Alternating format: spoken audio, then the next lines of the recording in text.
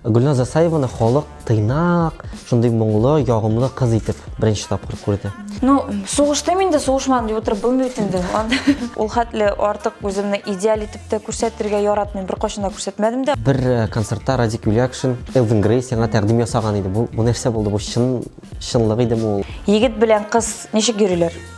Йоқлап берелер. Әлі сені заманында Радик білен түгіл, Ришат Тәхватуллин білен де қауыштырып қойғандар. Ришат өзі де тілеп ерді бұғай мені сеңа үйленірге. Ришат білен йөрідік, йөрімәдік түгел. Вилдан білен чиктан ұштағыз? Ол бетінде әлінде үстіркілер кейіп ерігеден, шәйші мұнда қәтлік түршкен. Менә бүгінгі күнде ярты татар эстрадасы артистлары шушы бизнес белән шөгыльләнәме? Безнең продукция беренчедән рактан да булышмый, ковидтан да булышмый. Химияны, безнең химия түгел, так, тихо. Ничек килеп җиттегез сез? Ой, яхшы, без инде бөтен гаилә белән, бөтен нәрсә бар иде, бөтен бер белән алып йөрибез шулай. Балада килде кереңә чуй-чуймы? Йоклап ятамы отрыв көне? Әтисе эштә, карый алмый, и вообще гомумән курка карарга, бер үзегенә калырга. Нишләп? Білмеймін, Елаймы? Елаганда да оны шектірдегі қорқа, дірілдеп тұра шыңа көремейтен бұд шөзім білән есі. Ашанышлырақ еме? Яне біз бүгін ауырда шыңа көрейінді мына. Ене білән фойреймізді. Біздің бүгін екі кіші қонақта.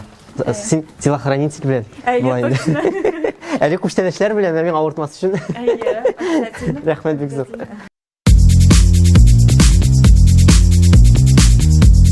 Гүлназ, әңгәмә башында сені әни болуың белән мен котлыйм. Бик зор рәхмәт. Шын күңелдән. Сен әни булу бик тә килешә.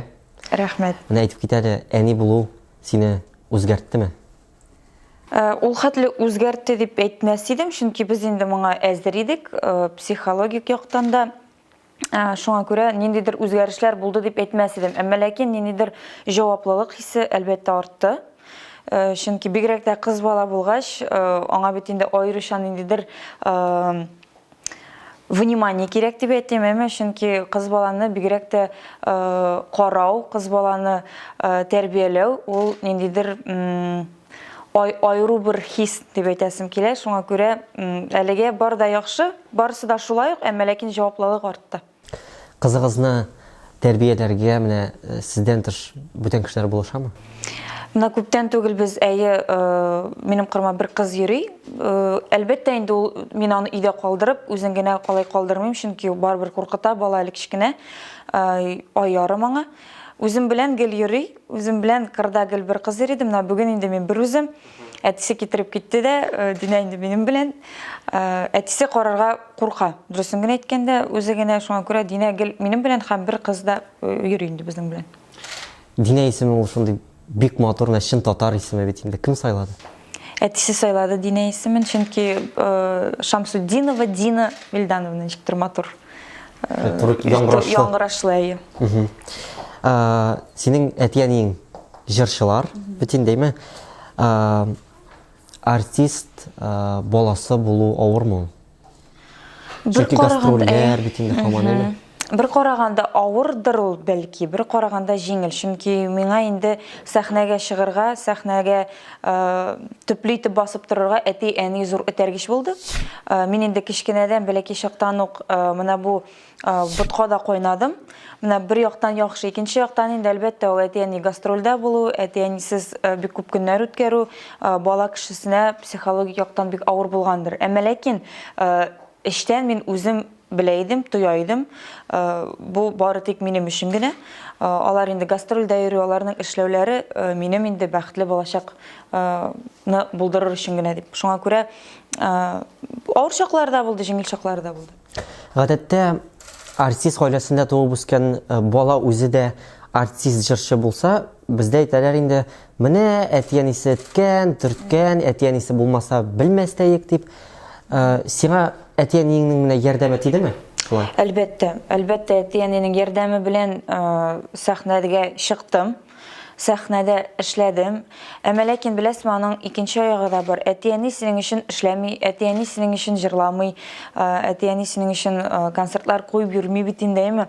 Әлбәттә, беренче адымнарны эшләгәндә бик каты этәргеч һәм бик зур шундый ярдәм булды. Шуңа күрә мин инде моның белән горурланам гына, үземнең әти-әниләрем шундый, миңа шундый бер зур көч, шундый профессиягә мине кертеп җибәргәннәр өчен әйме. Һәм гел минем шунда әйтә торган әйтемем бар.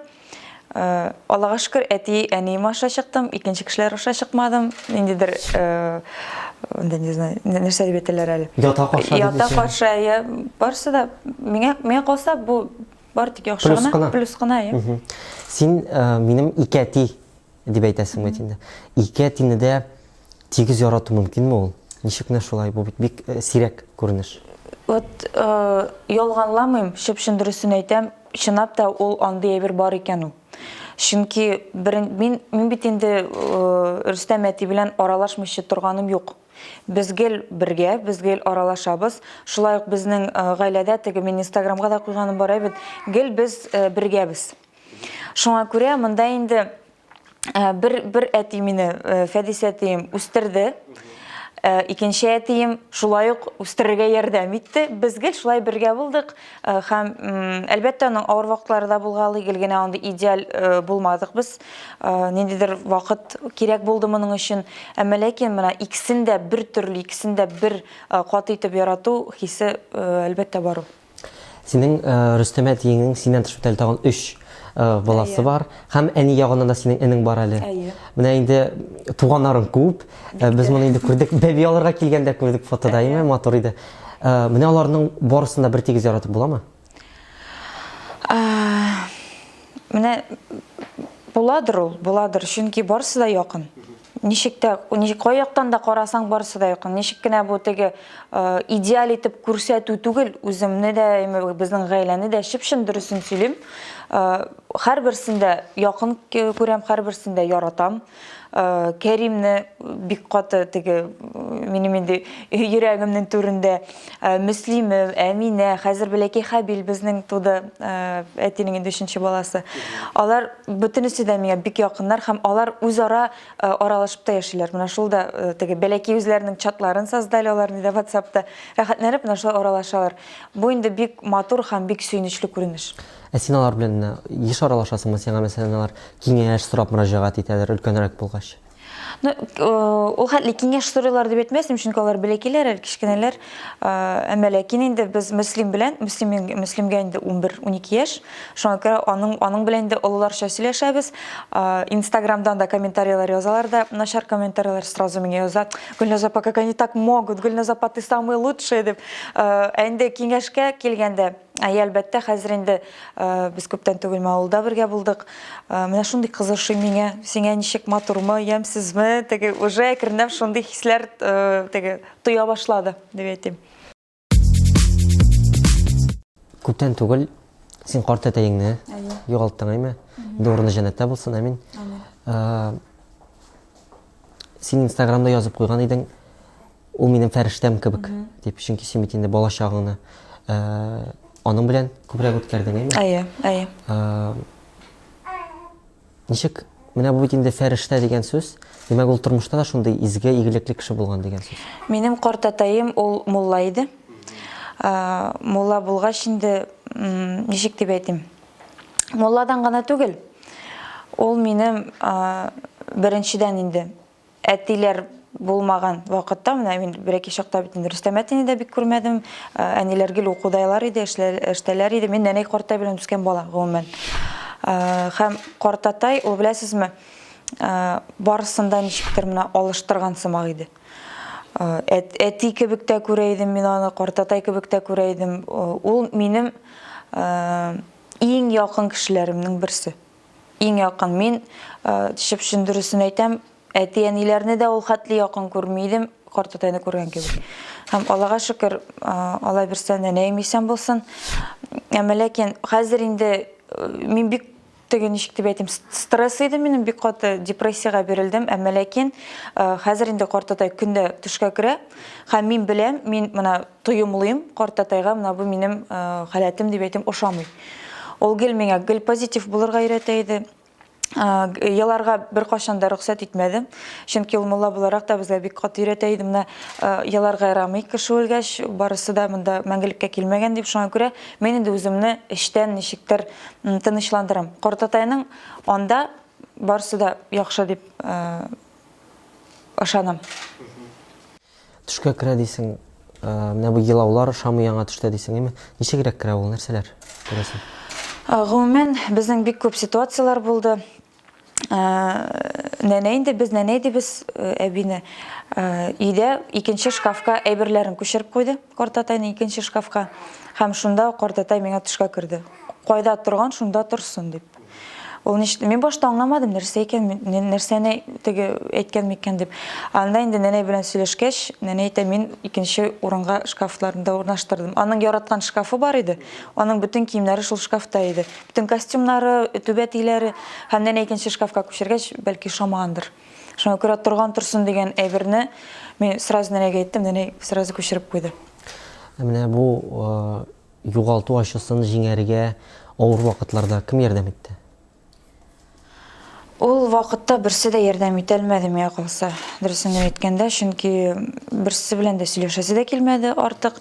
Ничектер беләсезме, мин шундый кеше, минем эшемдә нәрсә бар, мин аны бик тышка чыгарга яратмыйдым. Әмма ләкин соңгы арада менә бу картатай турында постлар чыгаргач, картатай турында сөйләгәч, миңа ничектер җиңел һәм рәхәт. Чөнки минем картатай бик ярата иде, менә кеше арасында йөрергә. Менә Султан дигәннәрне ярата иде, улаймы? Һәм менә минем һәрбер концертка килеп, картатай обязательно сәхнәгә чыгып, менә ул шундый, ничек дип әйтим, аңа карата игътибарны ярата иде. Шуңа күрә миңа калса, картатайга бу бер теге дөньяда шулай күзәтеп бара, ошыйдыр миңа калса, һәм мин үземнең картатай турында бөтен җирдә дә сөйләшәкмен. Картатайны мәңге онытмаячакбыз һәм үземнең кызыма да безнең менә шундый картатай бар икәнен гөлсереп барачакмын. Азрак кенә эстрадага керик әле. Әйтеп киттең, теге әниләр белән гастрольләргә йөрдем дип әйме. Менә шул вакытта Гөлназ Асаеваны халык тыйнак, шундый моңлы, ягымлы кыз итеп беренче тапкыр күрде. Һәм шушы образга сиңа гашык булды. Бу тышкы кыяфәткә дә, моңга да. Ләкин соңрак китте скандаллар. Киттан да сакчылар белән сугышуын индидер әйме. Элвин Грейлар, башкалар. Бу пиармы, бу махсус эшләнгәнме? Мин махсус пиар эшләгәнем валлахи вазин бер кашан булмады. Ул ничектер үз-үзеннән килеп чыкты. Мин гомумән андый кеше түгел. Мине халык шулай күрде. Ул сәхнәдә шундый образ. Әмма ләкин сәхнәдәге образ белән тормышта Гөлназ алар аерылып торалар. Чөнки мин бәләкидән бик шук идем. Егетләр белән гел сугышып, гел егетләр белән үскән кыз. Безнең мин гаиләдә үскәндә мин генә кыз идем. Минем абыем һәм әниләрем генә бар иде. Алар белән сугышып, урам буйларында йөреп, шуңа күрә мин бер кашан да теге курчакта уйнап үсмәгән гел егетләр белән. Һәм инде менә бу сәхнәдәге образ миңа туры килми. Инде үсә бара менә шушы образдан әкренләп чыга башлагач, халык гомумән аптырап калды. Нәрсә ши бу? Нәрсә булган моңа дип. Һәм менә мин шундый инде, менә шундый. Ул хәтле артык үземне идеал итеп тә күрсәтергә яратмыйм, бер кашан да күрсәтмәдем дә. Ул теге сәхнәдә образ ул минем җырларыма гына кагыла дип әйтәсем килә, чөнки мин шундый җырлар яратам. Тирән мәгънәле җырлар, килделе киттеле түгел. Сүзләре дә яхшы булсын, көйгә дә салмак булсын, әйме үзебезнең татар рухлырак мелодия булсын дип. Ай күрде кояш алды күк, аның үскән чаклары. Һәм бәлки менә шушы җырлар аша минем шушындый образ килеп чыккандыр. Әмма ләкин мин сәхнәдә барыбер үземне тыйнак тотачакмын, нинди генә булуыма карамастан, чөнки сәхнә ул сәхнә. Сәхнә культураны ярата, беренчедән, сәхнә ул тыйнаклыкны ярата. Шуңа күрә тормышта ул тормышта, инде сәхнәдә син инде үзеңне гомумән икенче төр тотырга тиешсең. Ул теге уйнау дигән сүз түгел, бары тик ниндидер киртәләрдән чыгарга ярамау дигән сүз генә. Демәк, син тормышта бер төрлерәк, шәхес буларак, артист, җырчы буларак сәхнәдә менә шундый образда, яхшы образда, әйме. Менә бу ялгышмасам Уфада булды бу охранник дибез инде, сакчы белән сугышу. Моннан соң сине гаепләүчеләр булмадымы? Булды инде. Җырчыга килешми, нәрсә бу дип? Әлбәттә, минем инде подписчикларым арасында да әйме безнең өлкән буын тамашачыларым минем, алар андай бер бөтенләй яратмады, кабул итмәде. Ну, соғышта мен де соғышмадым деп отырып білмейді енді. Неше киіп шықты ол онда? Видеоязмалары да бар. Біз енді менің бек жақын достым бар, Шома есімді. Оның есімі Шома түгіл, Эмиль. Но оны біз Шома деп үйретеміз. Бардадан ол. Олар келділер де, өзінің қызы білен келді мұсың енді, ол қайтарда түгіл енді. Хам, біз кеттік ретро деген клубқа. Уфадағы енді. Онда бір нәрсеге онда барып кірген біздер, чөнки онда бик көп, бәлки орын болмағандар енді хәтердә түгел. Һәм охранник миңа әйтә, кигез ди мына бу беләзекне ди. Онда беләзек белән кертәләр бит инде. Мен әйтәм, әйдәгез мен сатып алам беләзекне, ну кимим. Ну мин әзрәк бер тискәрләшсәм, мин тискәрләшәм. Теге анда ягым бар мен, вот киреләнәм. Юкты киергә кирәк ди. Мен әйтәм, ну мин бит тотып йөрим, менә кимим, мен әйтәм, монда кимим, потому что без узакка түгел ди. Монда теге аңлатам, монда бик ишетелми. Юкты обязательно киергә кирәк ди. Шуннан. Ладно, кидем. В итоге Шома әйтә, киенде ди, яраны сиңа авыр түгел бит ди. Кидем дә, шуннан кергәндә маңа булай итеп күрсәтәм. Менә кидем, мен әйтәм. И әзрәк бурынна эләккәндер инде. Атып торып сыдырды теге мине. Шуннан миңа инде җитә калды, алдым да, әйдә инде. Шуннан шундыйрак бер хәл булды. Бу инде махсус эшләнгән әйбер түгел. Юк инде, юк, махсус. Кызып китеп. Әйе, мин бик кызыкканлы, шуңа күрә. Ничек менә гомумән ират кеше бит инде охранник, ничек хатын кызган шулай. Шундыйрак булды, ул минем белән генә булган хәл түгел икән, анда гомумән шундый әйбер нормаль күренеш. Янда тегесе алар өчен гомумән шул клуб өчен. Мен инде судлар белән дә йөрүштөрдек, әмма мин аннан уже все, теге ирендем. Анда Суд ахырына хәтлек барып җитмәде. Юк, җитмәде. Ирендем, ничектер вакытта җитмәде, уку, гастрольләр булгач ничектер җитмәде инде. Хәтта бик күп акча алырга мөмкин булганында. Син бит безнең Татарстан йолдызы да, Башкортстан йолдызы да, әйме? Әллә инде. Йолдызы дип инде. Җырчы инде. Ике республика эчендә. Кайсы тамашачы күңелгә якынрак? Кайда җылырак кабул итәләр? Башкортстанда җылырак кабул итәләр, чөнки мин анда концертлар белән йөридем. Татарстанда ничек кабул иткәннәре мин әлегә белмим, чөнки үземнең шәхсән концертлар белән йөргәнем юк. Мин инде Казанда концертны куйдым, беренче тапкыр. Казанда инде бик җылы булды, бик шундый үз иттеләр дип әйтим мисың. Инде калган төбәкләрдә мин булганым юк. Инде Казан тамашачысына килгәндә бик җылы, бик якты каршы алдылар. Гастрольләр башлангач, тагын килеп, тагын сөйләрмен, кайда ничек тамашачы. Башкортстанда күбрәк яраттылар, монда да күбрәк. Әлегә әйтә алмыйм. Синең башкорт җырларыңда, башкортча җырлар да бар име, ялгышмасам? Әлбәттә.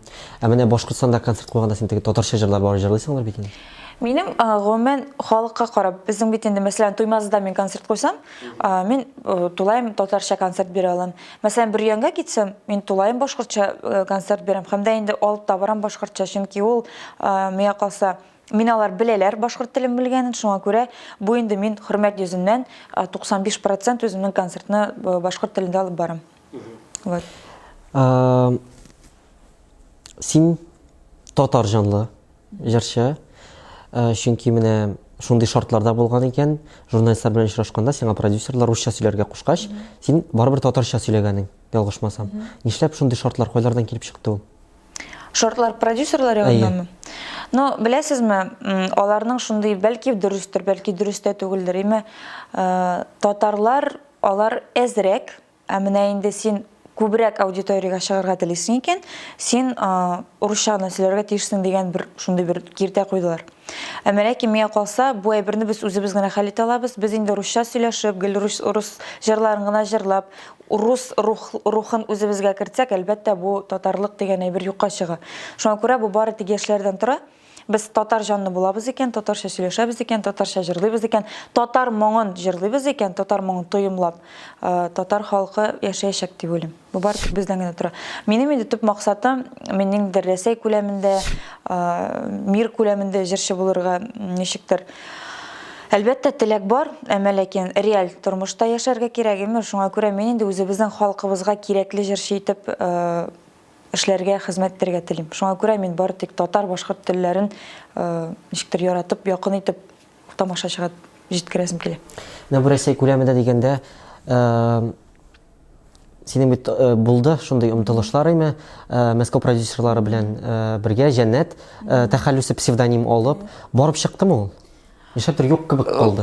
Күргәнеңчә юк. Юк. Чөнки әлбәттә анда инде бик күп проблемалар да булды безнең. Ниндирәк? Аны сөйләргәме, сөйләмәскәме белмим. Чөнки опять-таки гадәт бер формурак, гадәт ул хәтле марионетка булып йөрүмәү һәм минем мөселман кызына хас булган әйберләрне ничектер үзләренә кабул итмәү, миңа калса бу безнең милләтне һәм шәхсән үземне хөрмәт итмәү.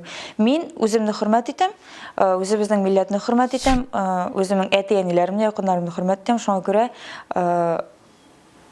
эшли башлагач, ниндидер начар яклары килеп чыккалагач, мин инде ул кешеләр белән эшләмәү теләген белдердем. Анда менә шушы образны тулысынча үзгәртергә кирәк булган бит инде. Чөнки рус эстрадасы бит ул анда чыгалар ярым шәрә киемнәрдән дәйме? Менә шундый шартлар булгаладымы? Булгалады әлбәттә, анда шартларда ниндидер пластик яктан да шартлар кергәлештерә башладылар. Шуңа күрә мин инде әтиләр белән сөйләшеп, әтиләр менә бу әйберне шиктер бетерделәр. Ләкин шул ук вакытта синең хакың бар иде үз исемең белән Татарстан һәм Башкортстан территориясендә рәхәтләнеп концертлар куярга шулай бит? Димәк, син инде алар өчен яздырган җырлар ул җәннәтнеке, аларныкы була, Гөлназ Асаеваныкы. Ул Гөлназ Асаеваныкы. Ләкин барып чыкмады. Барып чыкмады. Бәлки минем ул хәтле теләк тә булмагандыр. Чөнки мин инде шундый кеше, минем зур теләгем булса, мин аны булдырып чыгалар идем. Бәлки ниндидер үземнең принципларыма да күз йомар идем. Принципларга күз йоммагач, барып чыкмагач, демәк ул хәтле теләк тә булмагандыр. Димәк, сиңа Гөлназ Асаева күпкә якынрак җәннәткә караганда.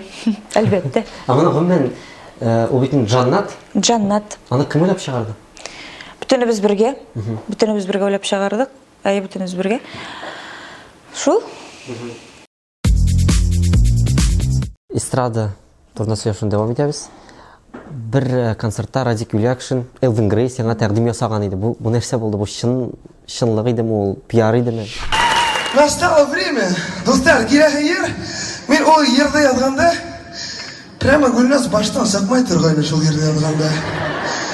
И как раз пока мамаң да, папаң да здесь, И свидетели. В общем, первый сохран меня.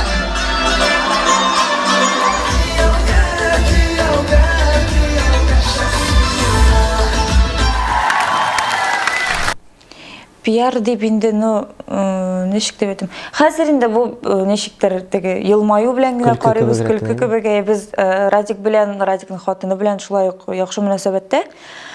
Бу инде ничектер без аның белән бер кашанда егет белән кыз ничек йөриләр? Йоклап йөриләр. Ничек дип әйтим? Убышып йөриләр. Анда бездә булмады. Шуңа күрә мин инде Радикны ничектер үземнең егетем булды дип. Әлбәттә, кыйбатлы бүләкләр булды аның ягыннан. Кешеләрне беләсе килә инде хәзер. Нәрсә бүләк? Телефон бүләк итте ул миңа, iPhone бүләк итте. Концертларга да килгәндә бик матур бәйрәм оештырды 20 яшьтә дә. Әмма ләкин бу ничектер теге ухаживание гына булды, инде төгәл менә мин аның белән йөрдем дигән әйбер бездә булмады. Өмете булмаган микән аның менә шундый бүләкләр бергәч, бәлки ул сине шулай үзенә башка яктан каратырга теләгәндер. Миңа калса, беләсезме, ничек кенә бу теге көлке булмасын, бәлки ул үзенең теге туганына карагандыр, белмим. Әмма ләкин ул теге нәрсә диләр әле? Подкатлар, андый ямсыз подкатлар булмады бер кашанда аның ягыннан. Ул бары тик матур, яхшы ният белән генә без шулай менә дуслашып, аралашып йөрдек. Һәм әлеге көнгә хәтле без бик яхшы мөнәсәбәттә. Халык инде менә сезне шулай дус булып йөргәндә кавыштырып та куйды, инде яңалыклар да чыкты, өйләнешәләр икән, туйлары була икән дип әйме?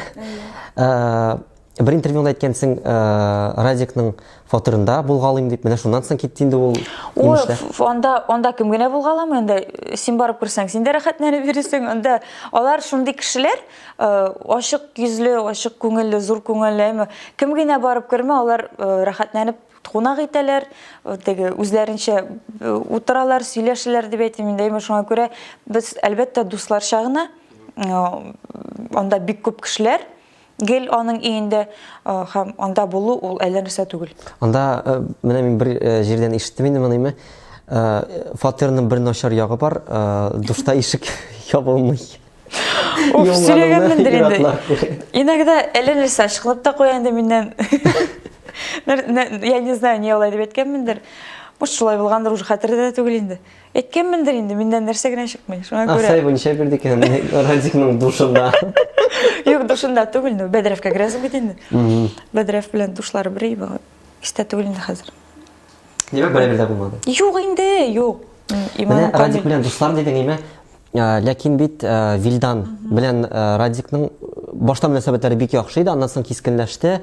Радик аны гаепләде, үзен копиясын ясый дип, минем копия дип әйтте бит инде. Аннан соң ниндер финанс пирамидаларына кирип китте, безгә андый җырчы кирәк түгел дип кирип чыгарды име. Хәзер аңлатам. Нәрсәләрне шәп була? Иң беренчедән нәрсә әйтәсем килә, аларның бер кашан да ул хәтле дус булып биргәннәр булмады. Дөресен генә әйткәндә, белмим ничек килеп чыккандыр Вилдан аларның лейблына эләккәнен, ансын белмим, ансы мин теге ансы миңа караңгы. Әмма ләкин менә бу әйбер, ул беләсезме, миңа калса, бу минем шәхсән уем. Бүтән җырчыларга, аларның битендә лейблында күп җырчылар. Бүтән җырчыларга менә шул пример. Менә сез китсәгез, менә шулай була дигән кебек, менә пример күрсәттеләр. Әмма ләкин шундый бер дөрестлек ачам, Радикның Elvin Grey лейблы, Радикның булды. Вилданның Elvin Grey лейблы белән контракты бер кашында булмады. Аның контракты бөтенләй икенче кеше белән иде, алар бер-берсе белән эшли иде. Вилданның аларның лейблына бернинди кысылышы булмады. Алар аны концертларга йөрттеләр, турга йөрттеләр һәм җырларын да мин белүемчә финанс яктан, по-моему, алар эшләмәгәннәр. Дөресен белмим, ансын теге төгәл генә әйтә алмыйм. Әмма ләкин менә бу финанс пирамидалар дигәннән ул инде әзрәк они были не проинформированы. Вообще нәрсә белән без шөгыльләнәбез бит. Шелтәрле бизнес белән пирамидаларның бит инде аермасы бар. Шуңа күрә миңа калса, бу инде әзрәк алар аңламаганнар, кая барган һәм аңнарга теге тырышмаганнар. Алар шундый ямсыз итеп чыгарып куйды менә Инстаграмда постларын. Аларның анда бит инде Радикына хәл итми аны. Анда командасы да бар, лейбл да бар. Шуңа күрә миңа калса, ул башта инде мин бик каты кайгырдым. Әмма ләкин аннан миңа Вилдан утырып аңлаткач, что бу инде барсы да нормально. Аның Вилли дигән псевдонимы аларның без них тоже бар иде. Вилли дигән бит, то есть ул инде чыгыш ясап бирде. Вилли исеме Вилданда калды һәм җырлары Elvin Greyның лейблында түгел, икенче кешедә калды. То есть Вилданның продюсеры, туры продюсеры бар аның, Радиклар түгел. Шушы туры продюсеры алар белән хезмәттәшлек кенә эшлиләр инде. Ләкин син әйткән булгансың, эт белән этләшмибез дип. Айруча küçük. Этләр белән этләсебез килмәй, küçüкләре белән бигрәк тә. Ул инде гомумән беләсезме, Радикка карата түгел иде. Аны әзрәк кенә дөрес аңламаганнар. Анда менә шушы пост астында язган кешеләргә иде бу. Менә алар булды, алар тегендей, анда Гөлнас Вилданны булай иткән, тегеле иткән, ул бары тик менә шушы кешеләргә генә. Радикка бернинди андый теге әйберләр булмады минем. Булмаячак та бер кашан да, чөнки бер начарлыгы да тимәде. Миңа да, Вилданга да. Ул пост белән безнең бер җиребездә кимемәде дә, артмады да. Шуңа күрә аларның безгә начар яклары бер кашан да тимәде. Гомумән Радик белән утырып сөйләшкәнегез юкмы? Бу нәрсә бу вообще дип? Шушы пост буенчамы? Пост буенча гына түгел, гомумән менә Вилданның китүе буенча. Юк, мин инде теге алар бит инде иратлар, мин ул эшкә бик кысылырга тиеш түгелмен, чөнки Вилданның эше ул Вилданның эше, алар бергә хезмәттәшләнгән.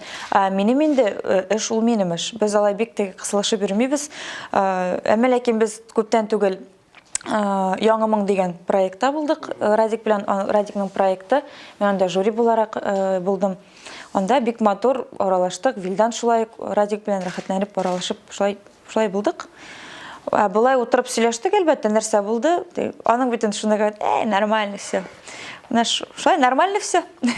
Демәк, Радик белән бүгенге көндә мөнәсәбәтләр яхшы. Яхшы, әлбәттә. Әле сине заманында Радик белән генә түгел, Ришат Төхфәтуллин белән дә кавыштырып торганнар. Ришат үзе дә теләп йөрде бугай менә сиңа өйләнергә. Нишләп килеп чыкмады инде ул? Вот берсе турында начар сөйлим. Гомумән чөнки һәрберсе белән дә теге яхшы мөнәсәбәттә булырга тырышам.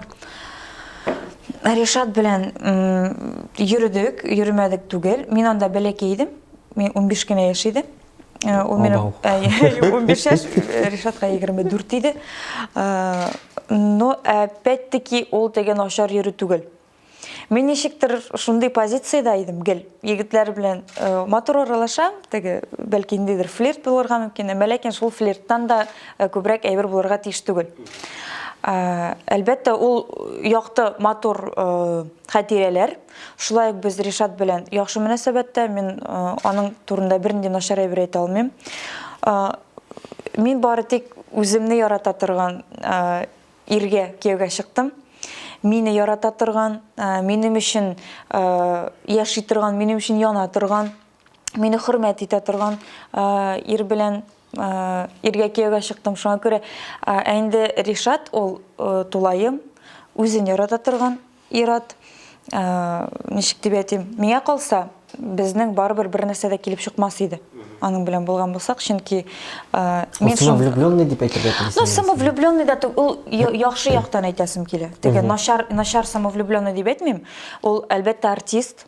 Ул бүтән җаны, тәне белән ул артист. Шуңа күрә ул инде үзенә аеруча зур игътибар бирә.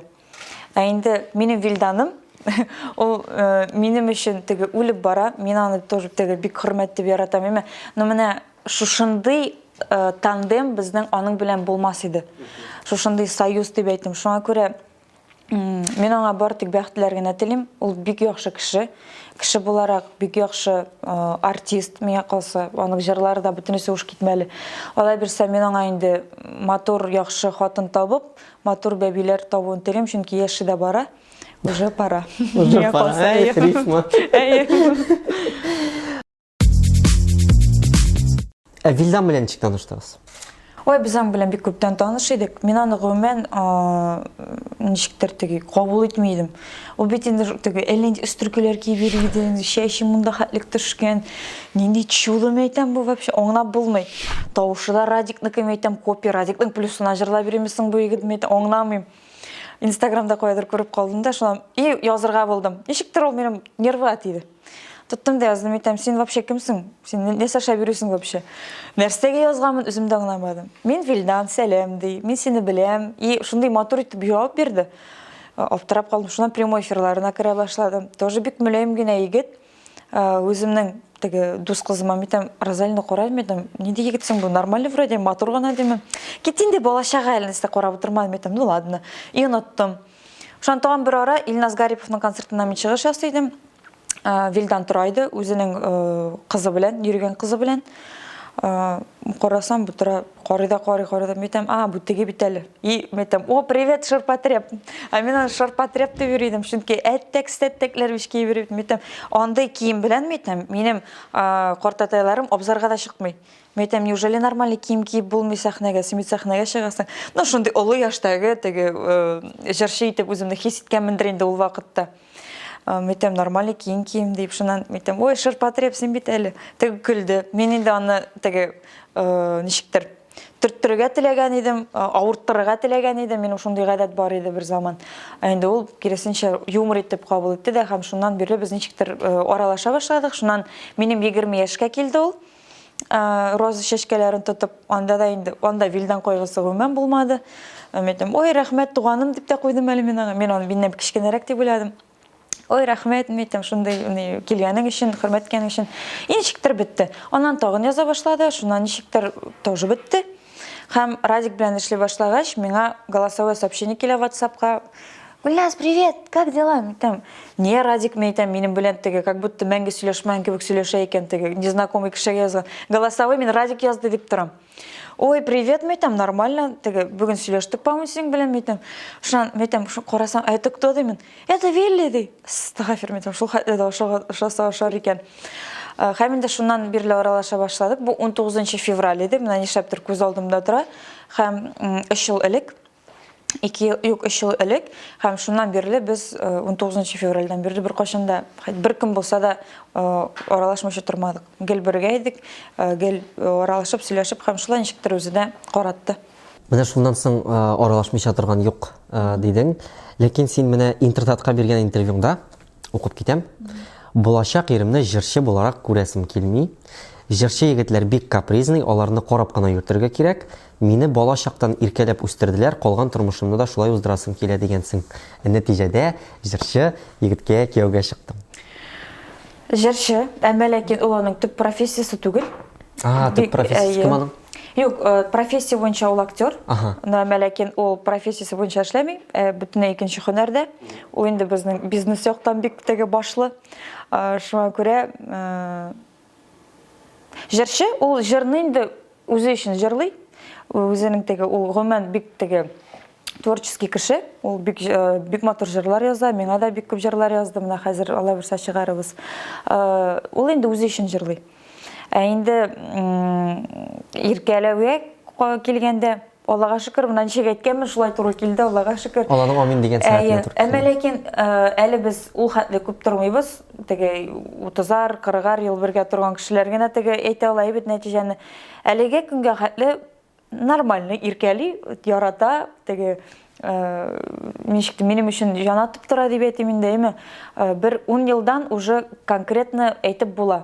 Нормальный ирме, ненормальный ирме. Но әлегә көнгә хәтле ничек дип әйтим, яратылып, яратышып яшибез, Аллага шөкер. Но посмотрим, нәрсә булган әле белмибез. Вилдан смотреть. Әтиәнең кабул итмәгән булган башта Вилданнаймы? Алар берсен дә кабул итмәдер. Ничек ул теге характер ошамый, кыяфәт ошамыймы димәк нәрсә? Башта кыяфәт әлбәттә. Кыяфәт ошамады, әни гомумән, нет, только через мой труп. Берни Вилдан түгел, берни Вилли Шмиллилар кирәкми безгә диде. Мәйтәм, әни син аны белмисең, ул вообще бүтән төрле мәйтәм. Аның вот кыяфәте генә шундый. Кирәкми миңа вообще күрәсем дә, беләсем дә килми. Әти ничектер икесе дә, ничектер с осторожностью. Минем инде Рөстәм әти ул бик приколист, юморист, Вилданның бит инде штаннары теге әзрәк монда хәтлек төшкән иде. Бетә шулым әйттең мәлләсе инде шулай көлеп кенә йөриләр. Аннан инде тора бара Вилдан үзен күрсәтә башлады. Беренчедән тырышлыгын күрсәтә башлады. Без инде Вилдан белән яши башлаганда безнең шулай мин күп җирдә әйткәнем бар. Без ничек дип әйтим? Бер нәрсәсез башладык. Шуңа күрә ничектер ышаныч булмады әти-әниләр ягыннан, чөнки аларны аңлап була, һәрбер әти-әни үзенең баласына яхшы ир, яхшы хатын тели. Ышанычлы. Инде әти-әниләр ничектер ышаныч иң беренче күрмәделәр анарда. Инде Вилдан миңа сразу төгәл әйтеп куйды. Без инде мин үземнең очракта үземнең эшләр буенча гына аларга теген ничектер избат итә алам, күрсәтә алам. Чөнки әлеге көнгә нәрсә әйтсәм дә алар ышанмаячаклар дип һәм күрсәтә бара, Аллага шөкер килеп чыкты. Һәм әти-әниләр хәзер кияү дип кенә торалар. Миннән дә күбрәк яраткан самагын дип. Кияү дип кенә торалар, Аллага шөкер. Вилдан да яшь бит әле. Нәрсә әйтеп киттең, баланы калдырга куркам, Вилдан курка дип әйме. Нидирәк әти гомумән? Ой, әти буларак бик яхшы. Ул беләсезме, шул хәтлек ярата, куркып та куям. Кай вакыт, ул хәтле яратырга ярам. Мәйтәм Вилдан нишлисең сен, аның күз яшьләре килеп чыгыра мөмкин инде. Теге әзрәк динә елмайса, прям соски төшкән хәйме. Гафу итегез. Мә, пожалуйста. Без зур кешегә мишәй китәбез. Гафу итегез дине Вилдан. Хәзер бик каты яратам, күз яшьләрен хәтлек яратам. Мин кай вакыт куркып куям, чөнки ул хәтле яратырга ярам. Нишлисең сен? Әмма ләкин минем белән кырдаганы ярата ул. Үзе калса ул бик курка.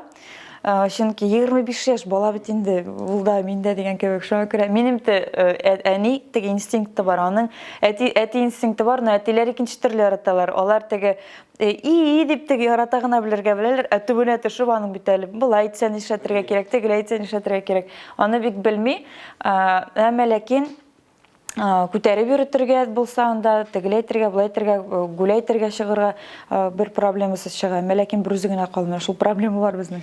Әзрәк үскәч калдырбыз инде, но әле аның вакыты да юк, теге ничектер калырга, чөнки без инде өй мәсьәләсе белән мәшгульбез, шуңа күрә өй төзергә дип йөрибез.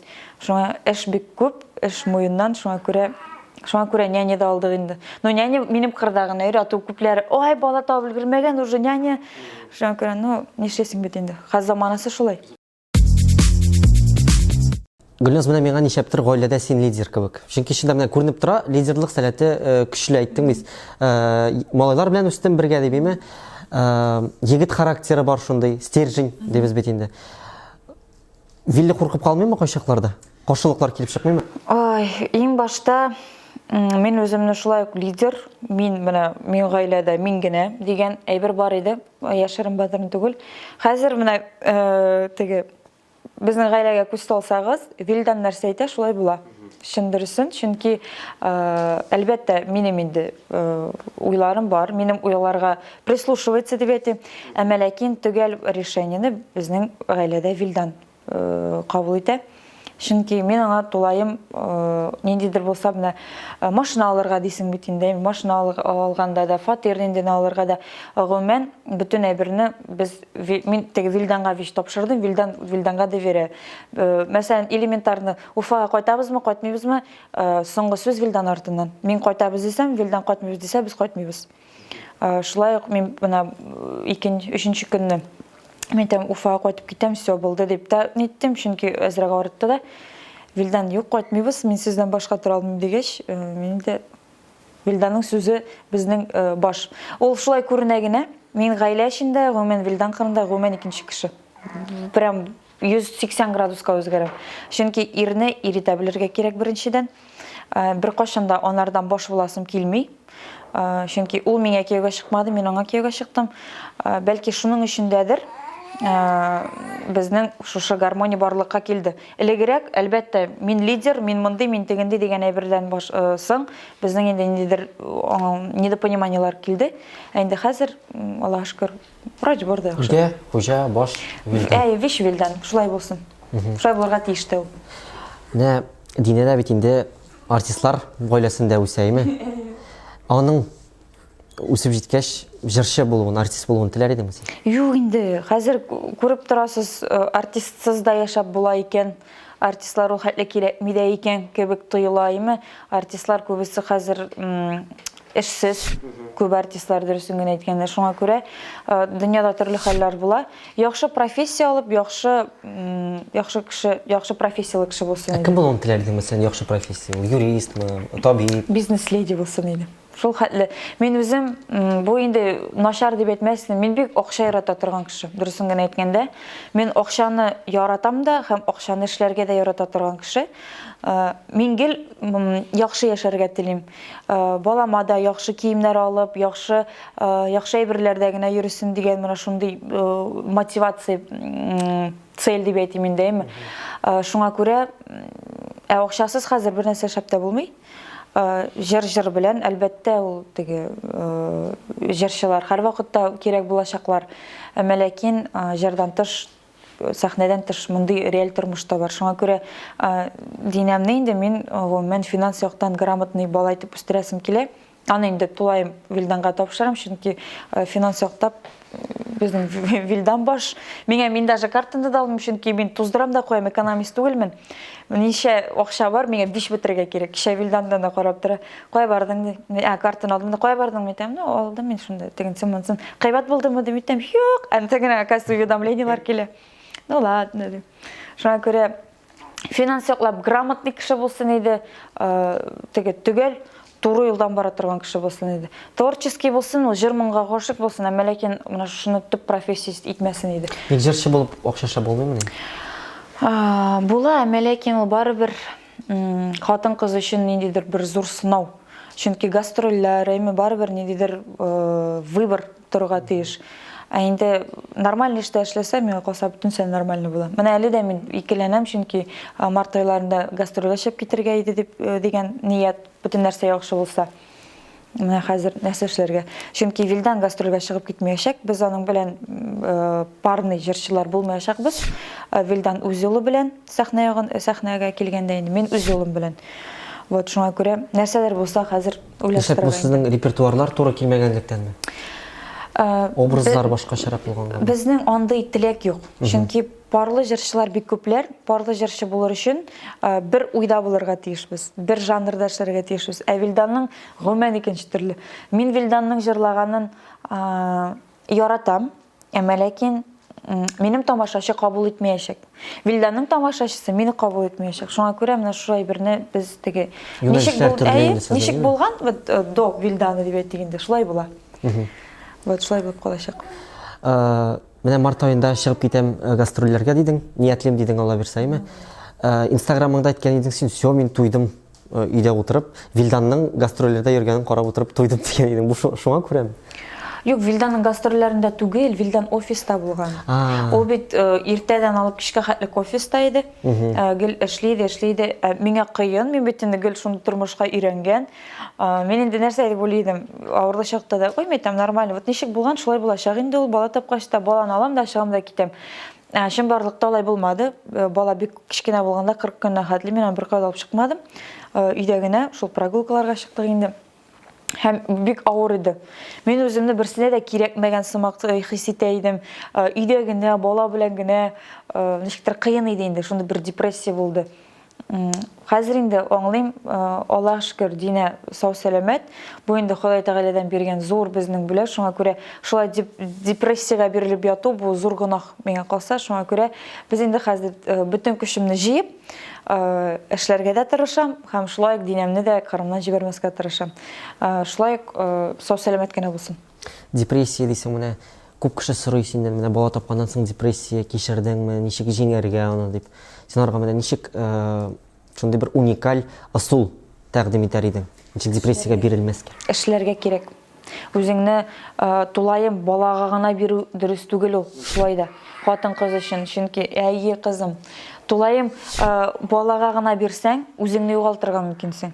Балага да кирәкле игътибар бирергә. Һәм үзеңне дә, һәм иреңне дә онытмаска кирәк дип уйлыйм мин. Һәм менә бу хатын-кыз өчен бик зур сынау, бик зур эш. Үзең үз өстеңдә эшләү, гомумән гаилә өстеңдә эшләү. Бөтенләй барыбер хатын-кыздан тора. Хатын-кыз ничек тели, шулай була. Әмма ләкин ирдә баш булмаска да кирәк. Менә шундый бер уртача табырга кирәк. Бу бик авыр, дөресен генә әйткәндә. Без инде күреп беләбез, син әйтеп киттең, Вилдан ул бизнес ягыннан әйбәт фикерле дип, һәм сез шелтәрле бизнеска кирдегез. Менә бүгенге көндә ярты татар эстрадасы артистлары шушы бизнес белән шөгыльләнәме? Бу җырчының дәрәҗәсен төшә дип уйламыйсыңмы син? Ой, ул шелтәрле бизнеска бик күпләр ничектер читенләп карыйлар, дөресен генә әйткәндә. Әмма ләкин ничек эшлисең бит? Кемдер инде яхшы эшли, теге төпләп эшли. Кемдер инде булай гына пока пандемия, эшләп кенә торам да, аннан теге үз эшемне дәвам итәм дигән кебек бит. Бу беренчедән нәрсә ярты эстрада дисең әйме? Беренчедән ярты эстрада эшли, әмма ләкин ул эшне бит инде ничек эшлиләр? Берсе дә составын изучать итми аның, ул продукцияның. Берсе дә үзе кулланып карамый. Берсе дә димме, менә күпләр әйбәт кем әле генә керә, то китә, шундыйлар күп бит инде. Берсе дә төгәл маркетинг планны белми, берсе дә төгәл бизнес системаны аңламый. Ә инде бу бизнес системаны аңлап, продукцияның составын 100% белеп, үзең кулланып результатлар күрәсең икән, гомумән маркетинг планы 100% белеп, һәрбер кешегә аңлата аласың икән, миңа калса, моның бернинди начар ягы да юк. Эшнең начары юк. Бу эш бигрәк тә безнең бит инде теге хәләр сертификаты да бар, бик каты НЛ-га нитәләр ул. Шул шелтәрле бизнеска бәйләнәләр, ничек бәйләнәләр белмим. Бер хәзрәт моны шикле дигән иде. Ул финанс пирамидасын сүздә юк, ул хәрам, ул инде тыелган гомумән. Төрле хәзрәтләр төрлечә әйтә. Мәсәлән, Рамил Юнус хәләл ди челтәрле бизнесны. Нурулла хәзрәт Зиннәтуллин Туган авыл мәчетенең имамы. Хәләл дә түгел, хәрәм дә түгел, шикле дигәндә. Юк, мына беләсеңме, беренчедән инде һәм маркизинг план сөйләп утырам бит инде, безнең хаклар да бөтенсенә бер. Миңа да, сиңа да, синең клиентларыңа дигән күп, минем клиентларга да. Һәм дә инде монда кешене эшләтеп кенә үзең эшләмичә акча алып яту дигән әйбер юк гомумән. Эшлисең икән акча аласың, эшләмисең икән акча алмыйсың. Сюда юк, менә синең кебек сатучылар бар, әйме? Ләкин бар тагын намуссыз диемсең инде мин моны. Алдап сатучылар. Менә мин бер кайчан да шанмыйм, мәсәлән, ниндидер порошок рактан лечить итсә дә буласы рак, әйме? Бар безнең татар эстрадасында андый кешеләр, менә моны эчсәң ковид бетә, моны эчсәң рак бетә, моны эчсәң гомумән син фәрештәгә әйләнәсең дип алдап утыручылар, син моңа караш нинди? Менә шушындый кешеләр аркасында сезнең кебек намуслы эшмәкәрләргә караш үзгәрә. Булар да шундый дип уйлыйлар. Әйе, менә ул ягы бар, шуңа күрә нәрсә әйтәсем килә. Бу әлбәттә, теге яхшы карамыйм инде, әмма ләкин икенче яктан уйласаң, һәрберсе ничек эшли ала, шулай эшли инде. Һәрберсен кешене алдау, әмма ләкин беләсезме, нәрсә дип әйтәсем килә? Ул кешеләргә дә алдау да түгел ул, әйбәт. Мәсәлән, безнең продукцияны саталар икән, әйме, безнең продукция беренчедән сразу әйтәм, бернинди рактан да булышмый, ковидтан да булышмый. Ковид электрәсең икән, ул ковидны просто теге яхшы тиз генә, әйе.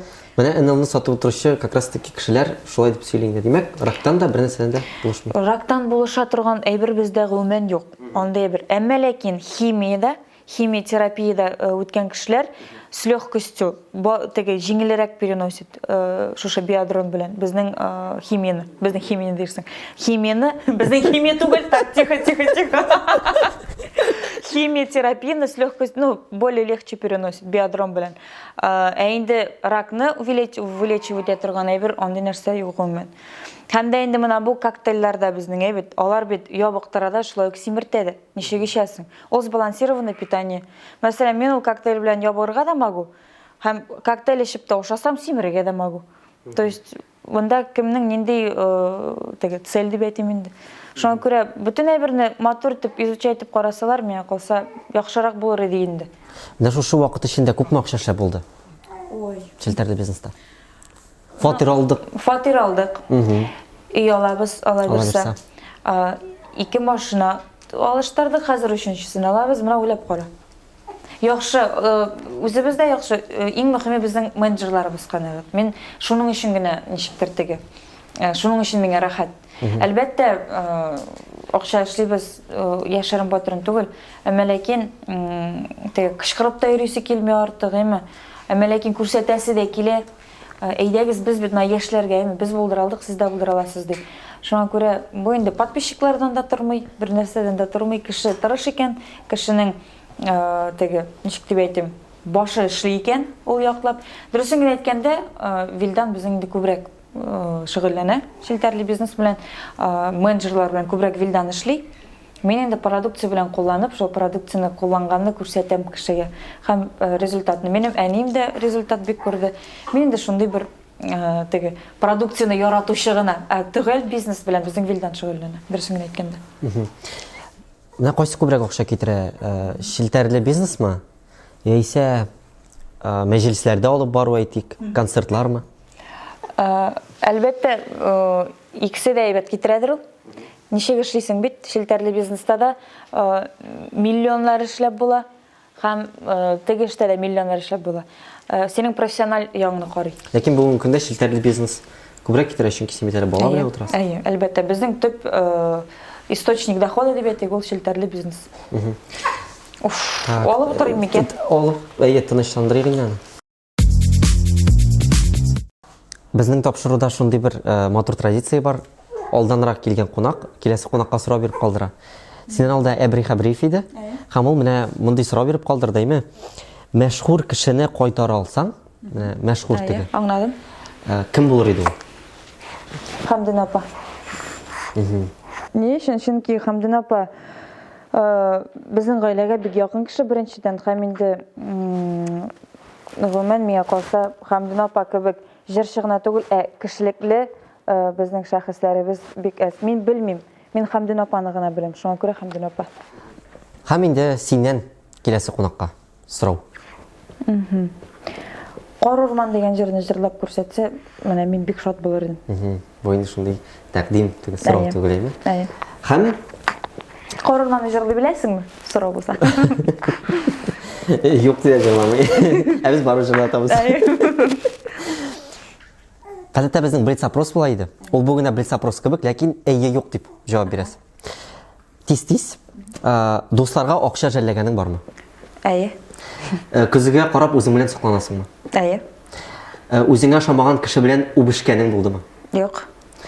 Соцшелтәрләрдә яшерен аккаунтың бармы? Бетте ул удаляться итте аңлыш. Телефонда интим фотоларыңны саклыйсыңмы? Юк. Кайда саклыйсың син? Әллә мин төшкәнем юк ул. Юк, бер төшкән бар, ул хәтле интим түгел инде, ул купальникта. Әллә син теге элекке кебек распечатан Фото альбом отдельный бар. нәрсәдер түләмичә урлап качканың бармы? Әйе. Башкалар синең турында нәрсә уйлар дип борчыласыңмы? Юк. Душта җырлыйсыңмы? Юк. Психологка барганың бармы? Юк, скоро барам. Әйе, юк монда. Сиңа хыянат иткәннәр бармы? Бар. Кем? Мин ничек дөрес әйтим икән?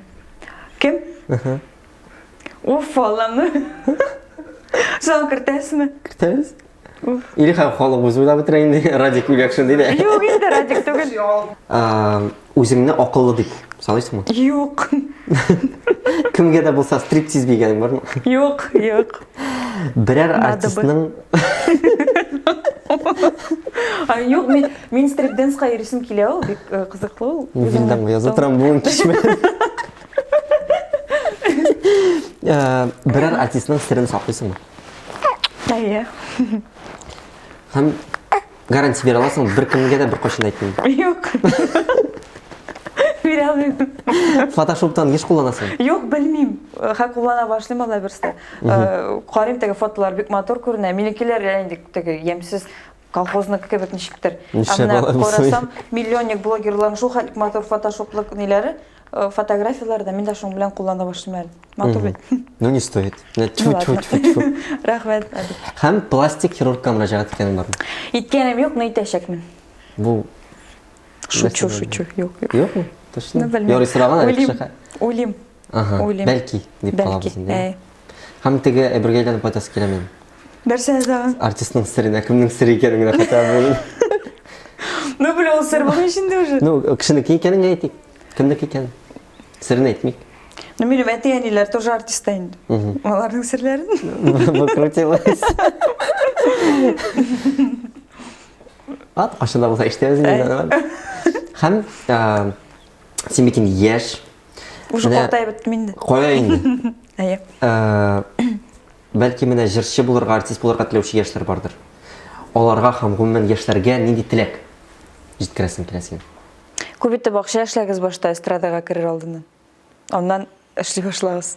Эстрадада акчасыз һәм командасыз берәр эшләп булмый. Обязательно команда булдырырга кирәк һәм акча эшләргә кирәк башта. В общем, акчагыз булмаса, ничего делать эстрадада? Әйе, шулай инде.